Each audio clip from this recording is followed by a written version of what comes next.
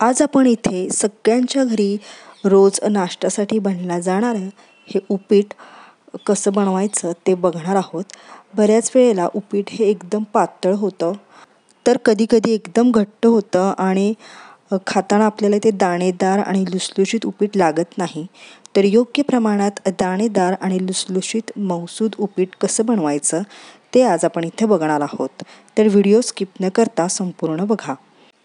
उपीट बनवण्यासाठी इथे मी एक मीडियम आकाराचा कांदा, 2 मिरच्या आणि अर्धा टोमॅटो घेतलेला आहे. तोही मी बिया काढून घेतलेला आहे.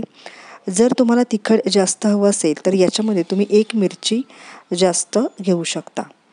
तर इथे मी हा जो कांदा आहे त्याचा हा पुढचा भागही कट केलेला आहे आणि कांदासुद्धा इथे आपल्याला बारीक असा चिरून घ्यायचा आहे. तर 2 व्यक्तींसाठी इथं उपीट बनवत आहे, तर त्या प्रमाणात मी इथे साहित्य घेतलेलं आहे.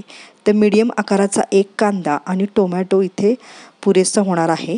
आणि जर तुम्ही फक्त कांदा घेणार असाल तर मात्र तुम्हाला 1 मोठा कांदा नाहीतर 2 बारके कांदे असे तुम्हाला घ्यावे लागतील. इथं मी टोमॅटोही वापरत आहे, त्यामुळे कांदा इथं मी मध्यम आकाराचा 1 घेतलेला आहे. तर कांदाही आपल्याला बारीक असा चिरून घ्यायचा आहे. त्याचबरोबर इथे आता आपण टोमॅटो कट करून घेऊया. तर टोमॅटोच्या बिया मी काढून घेतलेल्या आहेत आणि टोमॅटोही बारीक असा आपल्याला चिरून घ्यायचा आहे. तर सगळं साहित्य इथं तयार झालेलं आहे. कोथिंबीरही बारीक कट करून घ्यायची आहे. तर 2 व्यक्तींसाठी इथे मी 2 छोट्या वाट्या घेतलेल्या आहे रव्याच्या. तर इथे मी जाड रवा घेणार आहे.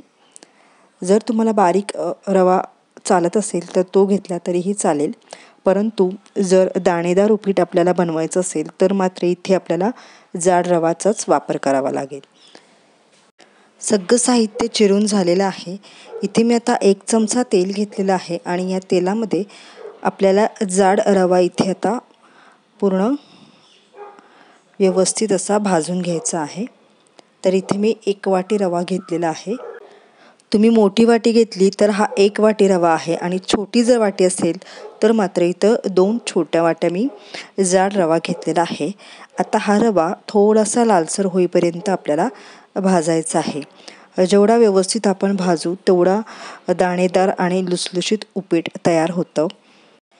आणि जर तुम्हाला पातळ उपीट करायचं असेल तर मात्र इथे तुम्हाला बारीक रव्याचा वापर करावा लागेल, परंतु आपण आज दाणेदार आणि मऊसूद लुसलुशीत असं मोकळं उपीट बघणार आहोत. तर त्यासाठी इथे मी मोठा रवा घेतलेला आहे. तर रवा इथे आता आपल्याला भाजून घ्यायचा आहे. तर तो एक 3-4 मिनटं आपल्याला मंद गॅसवर व्यवस्थित थोडंसं लालसर होईपर्यंत भाजून घ्यायचा आहे. तर तुम्हाला मी आता दाखवते, हा रवा मस्त असा मोकळा भाजून तयार होत आहे आणि इतका जाड रवा मी इथं घेतलेला आहे. आता भाजल्यामुळे तुम्ही बघत असाल रवा मस्त असा मोकळा झालेला आहे आणि एकदम फ्लोई झालेला आहे. तर अशा कन्सिस्टन्सीवर आपल्याला इथे रवा हा भाजून घ्यायचा आहे. आणि रवा आता लालसर व्हायला लागलेला आहे आणि आता इथे मी गॅस बंद करणार आहे. आणि आता हा सगळा रवा मी एका डिशमध्ये काढून घेते.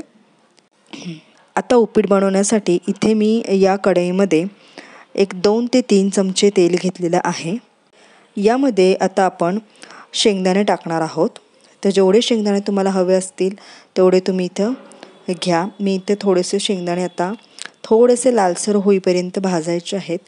शेंगदाणे थोडेसे लालसर झाल्यानंतर याच्यामध्ये आपल्याला जिरे मोहरी टाकायचे आहेत. तर मी इथे थोडेसे जिरे आणि थोडीशी मोहरी टाकलेली आहे. मोहरी आणि जिरे व्यवस्थित चटकल्यानंतर याच्यामध्ये मी थोडीशी उडदाची डाळ टाकलेली आहे. डाळ टाकल्यावर त्याचा जो दाणेदारपणा आहे त्यामुळे उपीट एकदम चविष्ट लागतं. आता याच्यामध्ये आपल्याला मिरची टाकायची आहे आणि मिरची व्यवस्थित आपल्याला इथं परतून घ्यायची आहे. मिरची जर व्यवस्थित परतली नाही तर मात्र उपीटामध्ये तिखटपणा हा लागत नाही. उपीट जास्त तिखट होत नाही आणि व्यवस्थित तिखट उपीट होण्यासाठी मिरची इथं व्यवस्थित भाजून घ्यायची आहे आणि त्यानंतरच इथे कांदा टाकायचा आहे. आणि शेंगदाणे मी अजिबात बाजूला काढून घेतलेले नाही. शेंगदाणे हे फोडणीमध्येच ठेवलेले आहेत. शेंगदाणे अजिबात इथे करपत नाहीत, व्यवस्थित लागतात.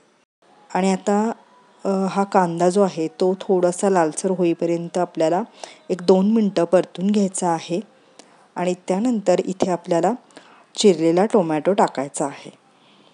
आता इथं कांदा आणि टोमॅटो व्यवस्थित परतून घ्यायचा आहे.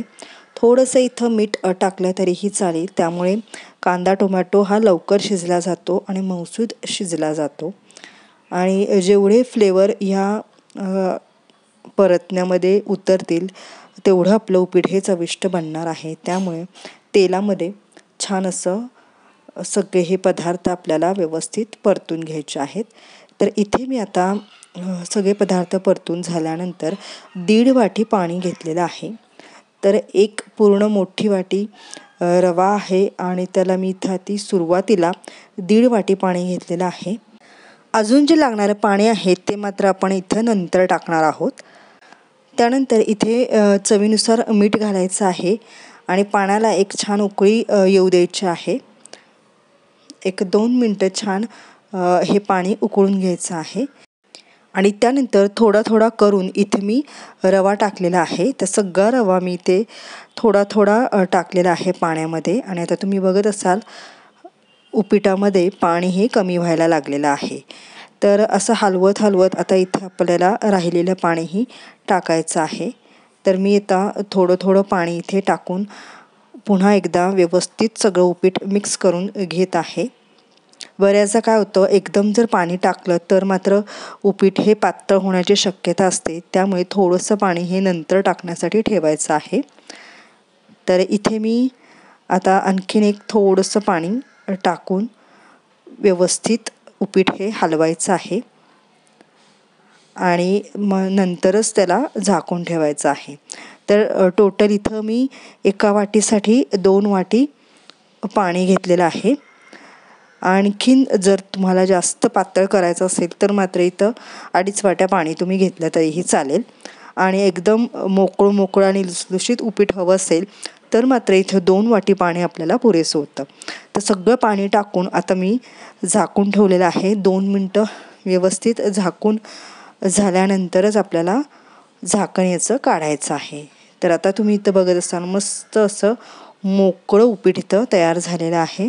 एकदम पातळ उपीट न होता इथं मोकळं आणि दाणेदार लुसलुशीत असं उपीट इथं बनून तयार झालेलं आहे. तर बऱ्याचदा पातळ उपीट होऊ नये यासाठी आम्ही ज्या टिप्स सांगितलेल्या आहेत त्या नक्की तुम्ही फॉलो करा. तर तयार झालेलं आहे आपलं मऊ लुसलुशीत आणि दाणेदार असं उपीट. तर तुम्हीही या सगळ्या टिप्स नक्की फॉलो करा. कसं वाटलं उपीट ते मला कमेंट करून सांगा. आणि अशाच नवनवीन रेसिपीजसाठी सारिकाज देशविदेशी पदार्थ या माझ्या चॅनेलला जरूर सबस्क्राईब करा आणि बेल आयकॉनवरही क्लिक करा, ज्यामुळे तुम्हाला माझ्या नवीन पदार्थांच्या नोटिफिकेशन्स मिळत राहतील. आणि अशाच नवनवीन चवी घेत राहा आणि पदार्थ बनवत राहा.